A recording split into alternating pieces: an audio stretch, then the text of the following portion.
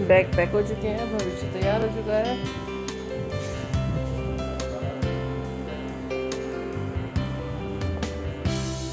तो यहाँ हमारे बैग पैक हो चुके थे और हम लोग सुबह उठ गए थे जल्दी। यहाँ पूजा भी कर ली थी मैंने, क्योंकि जब जाना होता है ना तो रात को एक तो नींद नहीं आती है और सुबह अर्ली मॉर्निंग हमें निकलना था, ट्रेन थी हमारी। तो यहाँ हम लोग पहुँच गए थे रेलवे स्टेशन। मैं सुबह 4 बजे उठ गई थी और उठ के फिर मैंने खाना वगैरह बनाया। फिर हम लोग मतलब ये लगता है ना कि रेलवे स्टेशन आप जल्दी जितना ट्रेन आपका वेट नहीं करेगी, आपको ट्रेन का वेट करना है। तो इसीलिए हम लोग यहाँ 5:30 के आसपास पहुँच जाते हैं, क्योंकि ट्रेन जो है वो 6 बजे की होती है। और यहाँ अनिल और कुशल छोड़ने के लिए आए हुए थे हम लोगों को। और सुबह सुबह बड़ी अच्छी हवा चल रही थी, मौसम बहुत अच्छा था, रात को बारिश हुई थी तो और अच्छा लग रहा था। तो इतनी जल्दी सुबह उठना नहीं होता, फिर कभी हम लोग कहीं जाते हैं और खुला मौसम देखो ना तो बहुत अच्छा लगता है।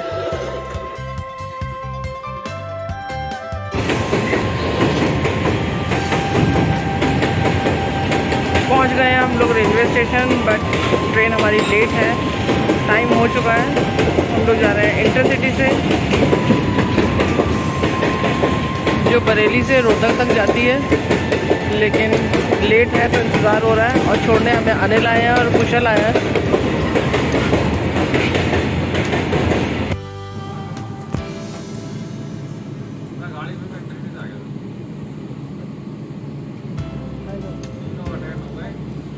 हम लोग बैठ चुके हैं ट्रेन में, ट्रेन आ गई है। 5 मिनट लगी, थोड़ा सा उस टाइम का डिफरेंस रहा था। आने लोग कुछ नहीं कर रहे हैं बाहर, वेट गाड़ी के जाने का, और हम लोग वेट कर रहे हैं फिर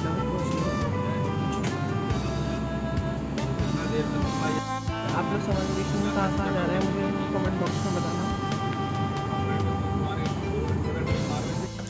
और यहाँ पे सफ़र हमारा शुरू हो गया था, और मायके जाने की जो खुशी होती है ना वो अलग ही होती है हर लड़की के चेहरे पे। और मैं आप लोगों से भी ये बात कहूँगी, समर वेकेशन आए या कोई भी मौका मिले मायके ज़रूर जाओ, क्योंकि जब तक पेरेंट्स होते हैं ना तब तक लड़कियों के लिए वो घर खुला होता है। भाई भाभी होते हैं तो भी होता है, ऐसा नहीं है, लेकिन कुछ जिम्मेदारियां देखो उन पे बढ़ जाती हैं।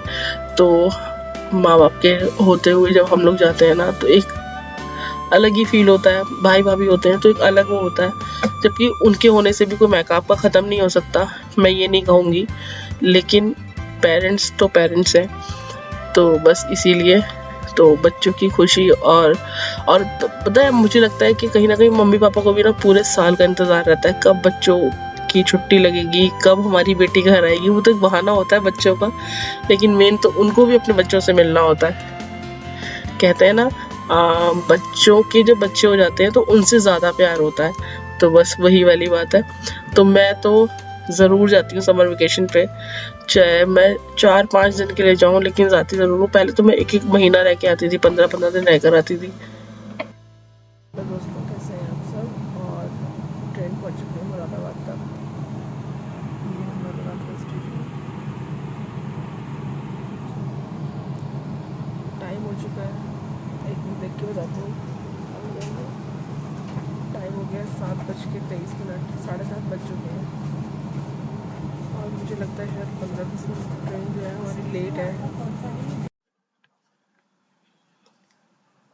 तो बस यहाँ पे जैसे हम लोगों को वहाँ पहुँचने का इंतज़ार है, ऐसे ही उन लोगों को भी हमारे पहुँचने का इंतज़ार है कि कब ये लोग आएंगे।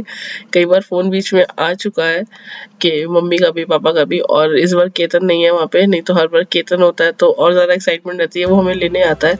तो सुबह से ही कॉल शुरू हो जाते हैं कि भाई उठ जा जल्दी से, मुझे लेने आ जा।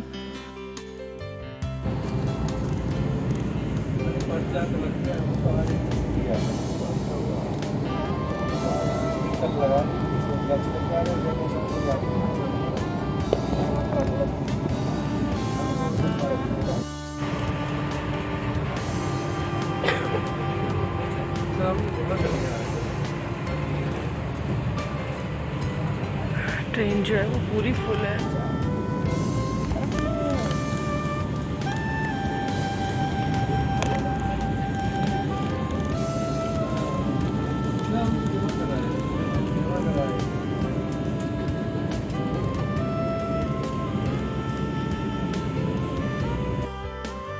और ट्रेन में बच्चों के साथ कभी भी जाओ तो थोड़ा बहुत भी कुछ घर का बना के लेके जाओ, ज़रूरी है।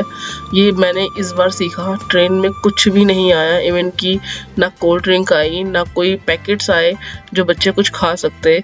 इसलिए मुझे मतलब कि मैं इस बार सोच रही थी मैं कुछ लेके नहीं जाऊंगी, लेकिन बहुत सही रहा, मैं लेकर आई।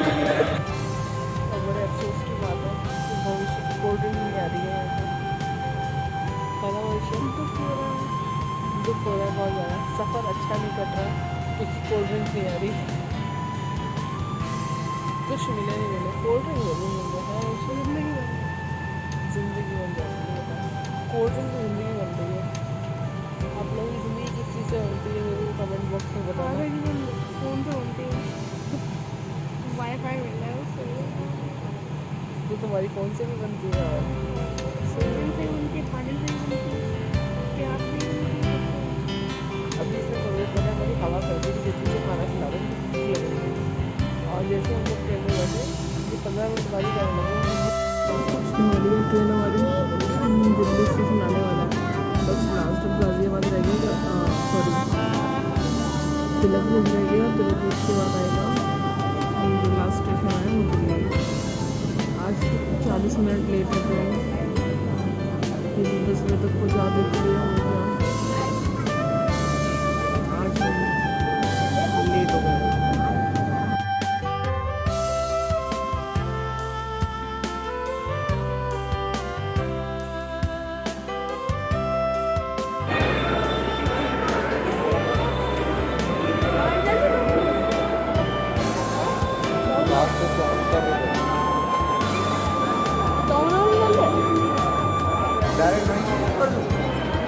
इनसे कर देना, रोक देगा, ऐसे ही रोक देगा, अरे रोक देगा ना, नहीं रोकेगा ना। ये पहाड़ की साइड है ना।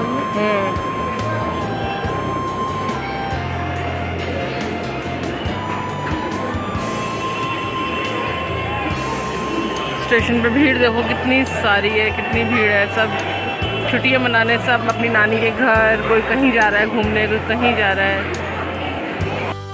दिल्ली में आने के बाद पता चलता है दिल्ली की गर्मी और ट्रैफिक दोनों का कितना बुरा हाल है।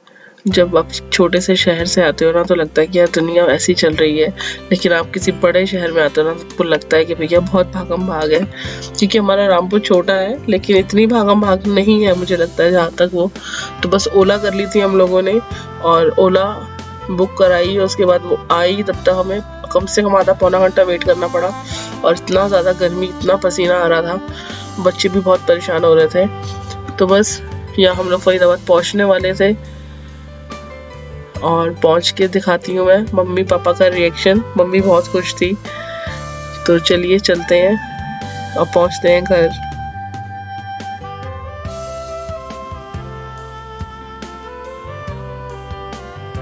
तो हम लोग पहुँच गए थे यहाँ पे घर और मम्मी से मिलकर मम्मी भी बहुत खुश थी, हम तो थे ही खुश।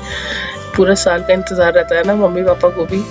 तो बस यहाँ पे पापा भी बैठे हुए थे और भविष्य पापा के साथ बातें कर रहा था। तो यहाँ पे बस हम लोगों ने ठंडा वगैरह पिया, उसके बाद मम्मी ने खाना लगा दिया था।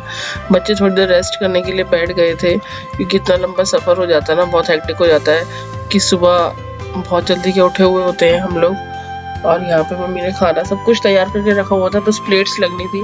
मम्मी बोली तुम लोग थोड़ा कुछ ठंडा चाय जिसको जो लेना है वो ले लो, उसके बाद फिर खाना खा लेना आराम से। तो मम्मी पापा ने भी खाना नहीं खाया था, वेट कर रहे थे हम लोगों का ही, साथ में ही हम लोगों ने खाया था। मम्मी ने बनाए थे हमारे फेवरेट राजमा चावल।